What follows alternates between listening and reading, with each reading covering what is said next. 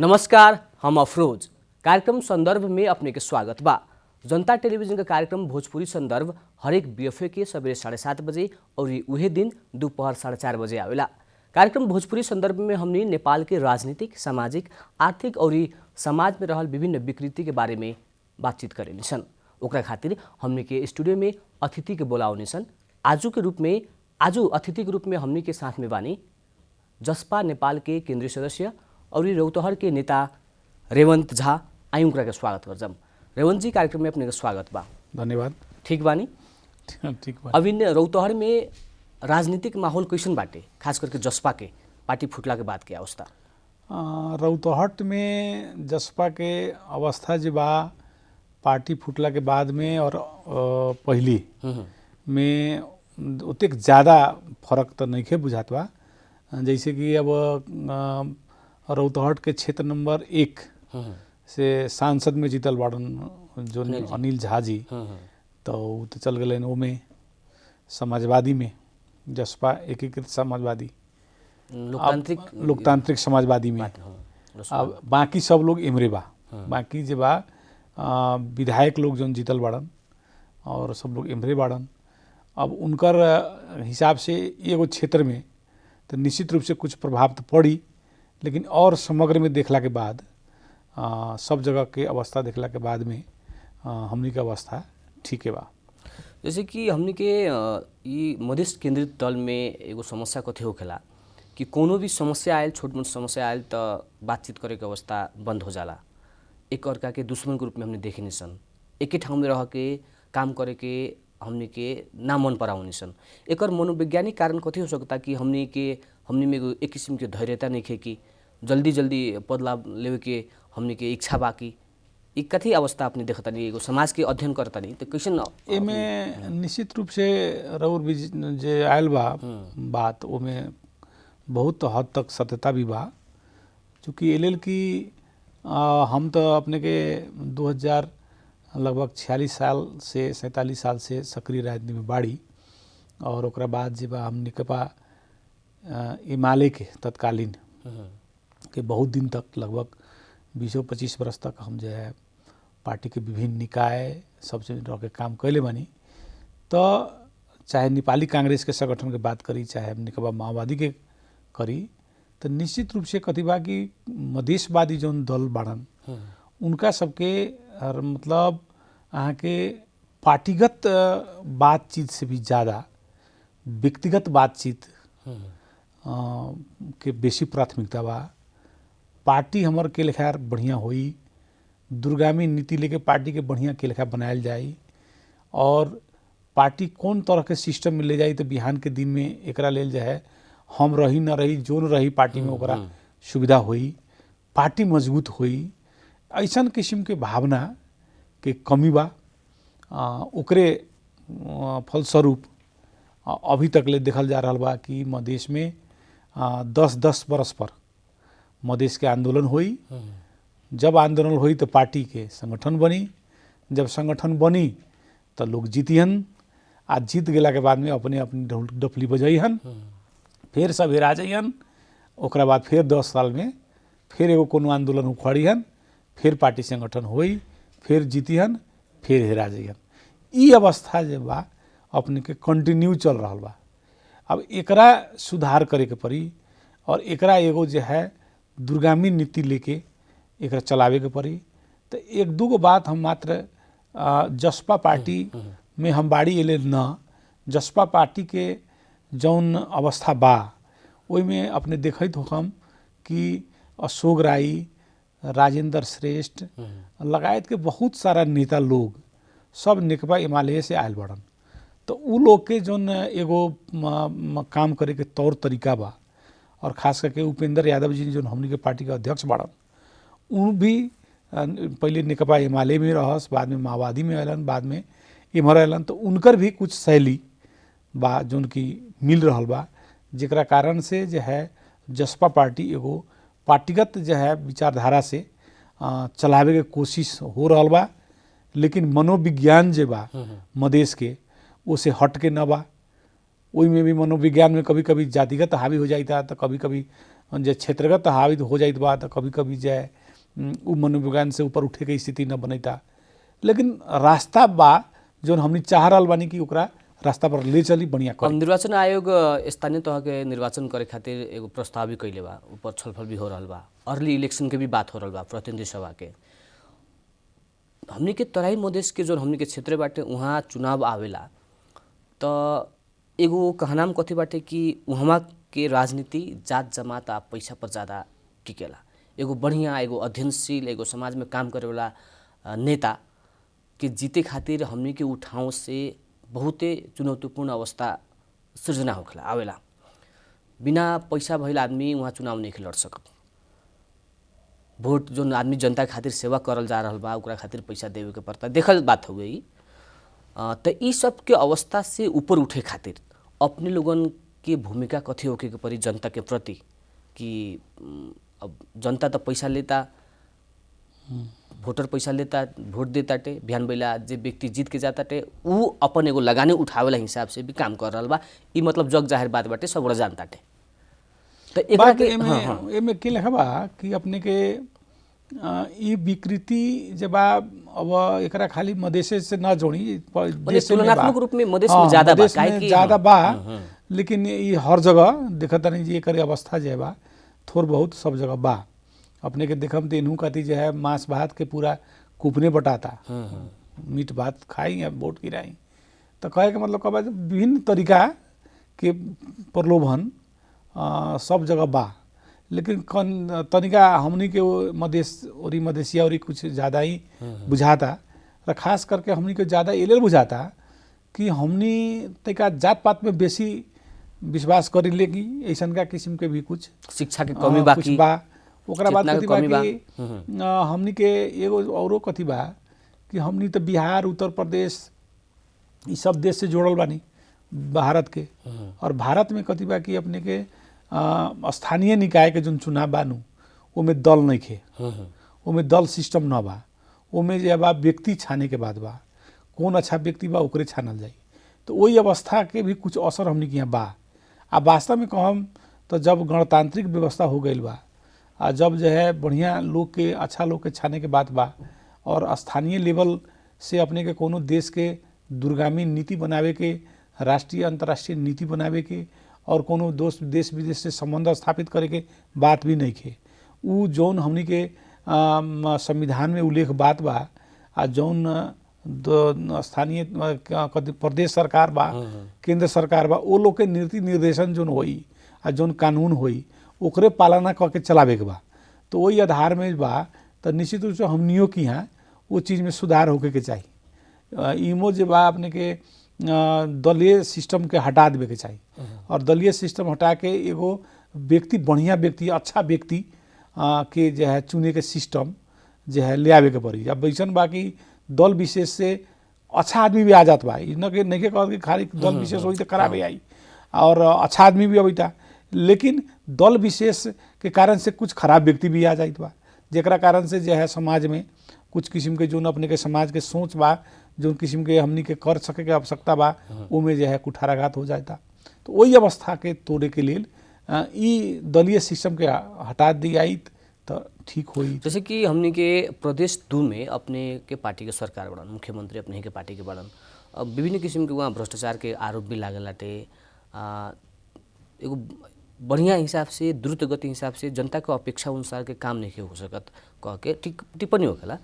तो ई विषय में अपने लोगन के पार्टी भीतर के किंग अवस्था बाटे, पार्टी भीतर एक किस्म के अब संघीय सरकार में मंत्री पठावे खातिर भी एक किस्म के असंतुष्टि देखे गई, जोन व्यक्ति बार बार मंत्री बन के आयल बा ओकरे खाली कह दियाता। तो कह के इस समग्र विषय में पार्टी भीतर के अवस्था के लेखा बाटे, 2 नंबर प्रदेश में सरकार के जो अपने बानी लोगन ओकर अवस्था के लेखा बा, ओकर काम से अपने कितना के संतुष्ट बानी? अब में निश्चित रूप से रउर जौन कहनाम बा कि प्रदेश नंबर 2 में जसपा पार्टी के सरकार बा, जसपा पार्टी के सरकार बा कहे के रउर जौन तात्पर्य बा तो वो अपने के लगभग 6 महीना तक ले कहल जा सकता।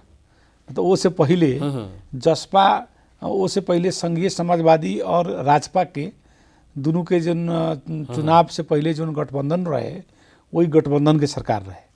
और अपने के बता दी कि जितना बहुमत चाहिए सरकार चलावेला ठीक उतने बहुमत वो लोग के आयल रहे, हमनी के दोनों पार्टी मिला के आयल रहे। तो वही अवस्था में अपने के कथी रहे कि अब मधेश के विधायक लोग बाड़न, मधेश के सरकार बा, अब मधेश के मेंटेलिटी के बारे में हमनी बतियाई ले, लेकिन व्यक्तिगत बात के ज़्यादा प्राथमिकता बा। अब पहिल बेर सरकार बनल रहा, वही अवस्था में बा जे एगो सांसद भी नाराज होके यदि पार्टी में यदि छोड़ दी, चाहे कोनहू चल जाए, कोनहू बीमार पड़ जाए, तो सरकार गिरी का अवस्था रहे।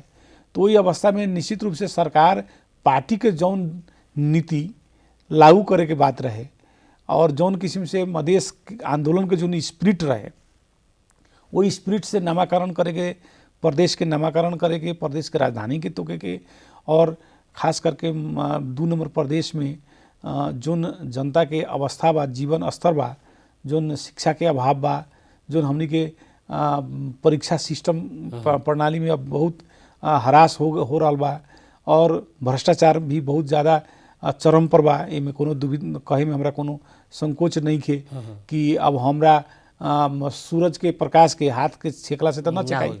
जौन भ्रष्टाचार बा, जौन जग जाहिर बा, ओकरा हमनी जो है कहम कि न बा, हमनी पार्टीगत झाँक ठोक करम तो ओकर तो कोनो ई न रही। फिर भी उस सारा परिस्थिति के चिरैत उ सरकार वहाँ चल रहा बा, और बाद में जब दोनों पार्टी एक हो गई तैयो जो है वो अवस्था से वो लोग बाहर निकले के अवस्था ना आए।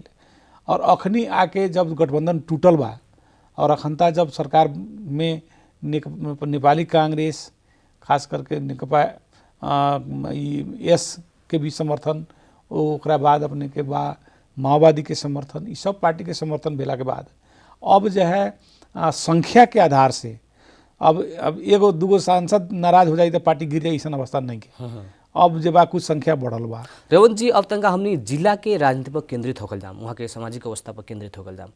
जैसे कि रौतहट जिला एगो ऐसा जिला बा जहाँ से प्रधानमंत्री भी आवलन, जहाँ से बहुत पुराना राजनीतिक एगो घराना वाला भी आदमी बाटे, विभिन्न किस्म के अब जसपा के भी अब हमनी के जैसे अनिल झा पालन, अफ्ताब आलम के एगो परिवार बाटे, एगो हमनी के प्रभु शाह के बा, हमनी के माधव नेपाल के टीम बा।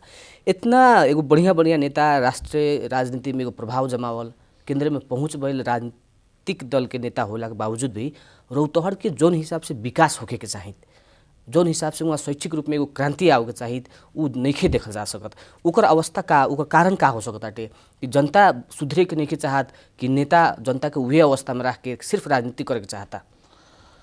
अब ऐसा बा कि सुधार होके न होके के कोनो न चाहिए, सब चाहिए कि सुधार होए, और हर आदमी चाहिए कि हमारा जीवन स्तर में सुधार होए। तो ओकरा लेल का बा जे कुछ गलत जो क्रियाकलाप से जो आदमी अपना आप के सुधार महसूस कर रहा बा, जैसे कुछ आदमी तस्करी करके पैसा कमा ले तो हमारा सुधार हो गई, कुछ आदमी भ्रष्टाचार से पैसा कमा ले तो हमारा सुधार हो गई, कुछ आदमी जो है विभिन्न जगह बोर्डिंग स्कूल में जाके अपना बेटा के नाम लिखा के पढ़ा के कहता हमारा बेटा सुधर गई। चाहे ये तरीका से जो सुधरे के जो अवस्था बा ओकरा बारे में तो हम ना कुछ गलत तरीका के प्रगति के लोग सुधार कर रहा बा, लेकिन अब कहम जे जड़ से सुधार, समग्रता में सुधार और सब लोग के सुधार, ये अवस्था एगो सिस्टम से हुई, एगो सिस्टम बनी तब ये हुई। जो सिस्टम न बनावे सकम तब तक ना हो। कैसन सिस्टम चाहिए? वैसन सिस्टम के लेल आके जैसे अब शिक्षा के बात करी ना, अब शिक्षा में अपने के कतिबा की रौतहट जिला के बारे में रुआ पूछ लिया। रौतहट जिला में जातीय हिसाब से सबसे ज़्यादा जनसंख्या अपने के मुस्लिम, यादव, शाह वर्ग के बा हमारे जिला में। वही में मुस्लिम समुदाय के जो अधिकांश लोग बढ़न उस शिक्षा से बहुत दूर बढ़न। उनकर जैसे शिक्षा में बात कुछ जो है मदरसा और उससे कुछ बा, लेकिन वो लोग जनरल शिक्षा से वो लोग बहुत कम मानी न जे 5% 10% लोग सब पढ़ता है। वही अवस्था से लेके शिक्षा के अवस्था बहुत दयनीय वहाँ है। जनसंख्या ज़्यादा बा, पढ़ाई में ध्यान कम बा। मदरसा शिक्षा में वो लोग ध्यान बाटे, मदरसा शिक्षा में कम बा, मदरसा शिक्षा में भी कम बा। और मदरसा शिक्षा के माप केंद्र जो है ओकर मापे के जो तरीका परीक्षा लेवे के ओकरा जैसे विभिन्न किस्म से ओकरा नहीं खे। वो धार्मिक पढ़ाई में ज़्यादा वो लोग के जोर बा, वैज्ञानिक पढ़ाई, सामाजिक पढ़ाई और जीवन व्यतीत करे के पढ़ाई पे वो लोग के जोर कम बा। तो हमर राय कथी बा कि सबके जे शिक्षा अब हिंदू लोग में भी बा कि अपने के धार्मिक पढ़ाई बा, जैसे मटिहानी में संस्कृत पढ़ाई होता, वहाँ के जो धर्म कर्म कांड करे वाला जो लोग के इच्छा बा चाहना बा उ लोग वहाँ जाके नाम लिखा के पढ़ता और समाज में जैसे वो ढंग के अपन क्रियाकलाप करता। लेकिन खास करके जीवन के यापन करे के लिए खातिर, जीवन यापन रोजी रोटी चलावे खातिर और खास करके समाज के बदले के खातिर जोन किस्म के शिक्षा बा, वैज्ञानिक शिक्षा बा, वही शिक्षा के जे बा सुधार न हो रहा बा। ओकरा लेल जोन सरकार के इतना बड़का लगानी बा, जोन सरकारी स्कूल सबके, वही स्कूल सबके आधारभूत स्कूल सबके अवस्था दयनीय बा। स्कूल में शिक्षक बा तो विद्यार्थी न बा, जहाँ विद्यार्थी बा वहाँ शिक्षक न बा, ऐसन अवस्था बा। और ये अवस्था अपने के लगभग 30-35 वर्ष से चलल बा। जैसे ही पंचायती व्यवस्था के समापन भेल 2046 साल के इमरे के हमनी बात करम, तो वही अवस्था तक में अभी तक ले यदि सुधार न भेल बा तो ये में हमनी कहम कि ई नेता लोग सुधारे के कोशिश कर रहा बा, न हो रहा बा, अथवा जनता सुधरे न चाह रहा बा, उ लोग कोशिश कर रहा बा। ये में कहीं न कहीं जो बा सबके गलती बा, सबके गलती। हम ये माने में कहता नहीं कि यदि नेता के काम बा सबके सुधारे के, तो जनता के यदि न सुधारे तो जनता के परिवर्तन करे के चाहिए। अब जनता भी ओकरे कहता, बार बार ओकरे कहता, एक मतलब की बा कि जनता भी न सुधरे चाहिए।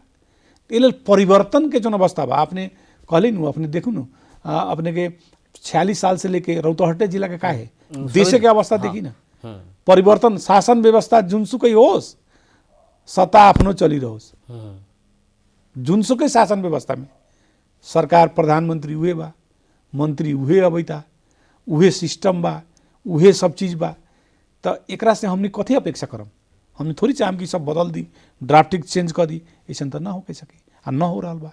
तो ये अवस्था के शिकार पूरा जनता हो रहा है, पूरा सिस्टम हो रहा है और पूरे लोग के जैसे जीवन स्तर के अवस्था वैसे न। बगल में हमनी के बिहार बा, हमनी जौन करीब विद्यार्थी रही पढ़ी लिखी तो हमनी के बिहार के जहाँ जाई तो हमनी बिहार के खूब हंसी, बिहार बा, बिहारी बा, बिहार में खत्म बा, बिहार में कुछ न बा। आज देखते देखते आई देखी कि बिहार में अखनी 24 घंटा बिजली रही था। बिहार के नीतीश कुमार के तीन गो नारा दिलक, अपने सके याद, अपने सके मालूम बाकी ना, 3 गो नारा भोजपुरी में, मर्दा, पर्दा और गर्दा। एकरा हमनी हटाए। मर्दा मतलब हर एक कार्यालय में खाली मर्द लोग जो काम करत बा, ओकरा हटा के हमनी सब में जनाना के भी काम करे के वातावरण बनाए। आई जाके देखी स्कूल में सब जगह जो है बाटे महिला सबके बहुत प्राथमिकता बा वहाँ। ओकरा बाद पर्दा, जब ये महिला घर से बाहर निकली तो पर्दा हट जाए। जब तक वो पर्दा में रही हन तब तक उनका वस्तु के रूप में रही हन, वो कुछ उनका बुद्धि और विवेक के कोनो इस्तेमाल ना होई, तो पर्दा हटल वहाँ के। और गर्दा, पूरे बिहार में जो रोड पर जो गर्दा रहे, जो अपने के जब एगो 10 किलोमीटर मोटरसाइकिल से जाके आई थी तो अपने चिन्हबे नहीं करते अपने अफरोज जी बाड़ी की कौन बाड़ी, पूरा गर्दा से भरे। लेकिन अखनी जाके देखी गली गली में पीछ हो गई बा। तो वहाँ के राजनीतिक इच्छा शक्ति, हम काले परसों में एगो बात कहले रही कि राजनीतिक इच्छा शक्ति जब तक लोग में न हुई, नेता में भी और जनता में भी, करे के कुछ इच्छा शक्ति जो हम एकरा परिवर्तन कर सकै छी, एकरा परिवर्तन करे के चाही, यहन जब तक चाहना न होई और नियत न होई मन में करे के, नियतगत जब तक हम भीतरी से ना आई तब तक जो है परिवर्तन असंभव बा। और रेवंत जी, कार्यक्रम के अंत में बानी हमने है अंतिम में हमारे सवाल कथी बा कि राजनीतिक से लेके कि गठबंधन के सरकार में अपने लोगन बानी लोगन 5 दल के गठबंधन बाटे, जिनमें से 4 गो दल सरकार में बाटे। प्रदेश में भी अपने लोगन के गठबंधन के बढ़िया तरीका से जा रहा बा। आखिर मधेसी जनता के चाहना कथी बा कि जसपा लोसपा जिंगे एक भर के गठबंधन बना के लड़ रहे, उसका अवस्था आई कि ना आई? संभावना कितना के देख रहा बानी कि आवेला चुनाव में? अब देखो कथी बा कि कोनो भी चीज हमने के देश में कोई समस्या के एगो ट्रेन हो गया कि एक बारी होई ट्रेन कथी के तो जुटे के, हाँ तो सब जुटे लागल। अब ये माले माओवादी जुट गए, ओकरा बाद में मतलब संघीय समाजवादी यो जुट गए, कांग्रेस भी भीतरे भीतरे फूटित रहे वो जुट गए। अब एक तरफ जुटे के आयल, अब अखनी में आ गया नया ट्रेन एगो कथी फूटे के। तो अब देखो अब ए माले माओवादी फूटल, फिर माओवादी में से फूटल, फिर ए माले में से फूटल, फिर यो फूटल, फिर एहू में से फूटे के अवस्था है। तो कहे मतलब अखनी फूटे के स्पीड ज़्यादा है। तो कोनो भी चीज जब बहाव जौन लेकिन जाए न तो ओकरा पूरा रोक के फेरे घुमावे में बड़ा समस्या बा। तो अखनी के पहले बहाव रहे जुटे के बहाव रहे, तो सब जुटे, हाँ सब माहौले रहे जुटे के, जहाँ जाए नेता लोग भाषण करे हमनी के जुटे के बा, हर एक मधेसी एक उम्मीदवार देवे के बा, हमनी के एक वामपंथी एक उम्मीदवार देवे के बा, एक कांग्रेसी एक उम्मीदवार देवे के बा, ऐसा नारा लोग लगेला। अब कथी बा, तो अब जैसे मतलब आ गल विद्रोह, अब हर जगह फूट के राजनीति बा। और अखनी के अवस्था कैसन हो रहा बा कि हम दुनू गोटा मिल के बढ़िया एगो दुश्मन जे हमनी सामाजिक दुश्मन जरा हमनी माने छी ओकरा समाप्त करे से भी बेसी हम रउआ फुटल छी, तो हम रउआ समाप्त करे के लेल हौ दुश्मन से केना मिल के भी हो तो रउआ समाप्त करम, रउआ जैसे हमरा वो दुश्मन से मिल के हमरा समाप्त करम। इहन किस्म के माहौल के सृजना एक दूसरा के राजनीतिक समाप्त करे पर लागल बा। एहि में जे बा जे है एकरा अखनी तत्काले जे है एकरा सुधार के तरफ, एकरा एकता के तरफ लोग जाई, ऐसा न बुझाता। खमती में स्थानीय लेवल के चुनाव में तो नहीं बुझाता, लेकिन एक बात बा कि अखनी तक हमसे कहा देखते हैं कि स्थानीय लेवल के चुनाव कार्यकर्ता लोग लड़लन कार्यकर्ता जाने, आ जब नेता लोग लड़लन MP के चुनाव, आ जब आवेला जब विधायक के चुनाव, तो वही समय में वो लोग अपना मुड़ी पर बोझा पड़ेला, तो वही समय में एकता हो भी सकता। लेकिन जौले तले कार्यकर्ता के मुड़ी पर बा तो वो लोग के कोनो चिंता ना बा। बहुत बहुत धन्यवाद बा रेवंत झा जी, अपने व्यस्त समय के बावजूद हमने के समय देनी और खातिर बहुत बहुत धन्यवाद बाटे। धन्यवाद अफरोज जी, अपने भी मधेश के बात के मधेश के जो अवस्था है ओकरा बारे में जो है हमरा एठमन बोला के और एकरा बात राखे के मौका दिली और ये चीज़ के प्रसारण कर ली, एकरा लेल भी अहूँ के भी बहुत बहुत धन्यवाद। और निश्चित रूप से नेपाल में एगो टीवी जो है पूरे मधेश के बात हरदम कहती से संभव तो न आई, लेकिन फिर भी ये जनता टेलीविजन जो मधेश के बात, मधेश के आर्थिक समस्या, सामाजिक समस्या और विभिन्न समस्या सबके कुरीति सबके जरूर उजागर करे के जे काम के अभियान एगो चलैले है, एकरा लेल हम हृदय से जनता टेलीविजन परिवार के धन्यवाद दी। बहुत बहुत धन्यवाद। यहाँ के रहने हुए जसपा नेपाल के केंद्रीय सदस्य रेवंत झा, रौतहट के नेता भी बानी, वहाँ से हमने के कार्यक्रम भोजपुरी संदर्भ में बातचीत कैनी हसन। देखत रही जनता टेलीविजन। आज खातिर हम अफरोज के विदा दी। नमस्कार।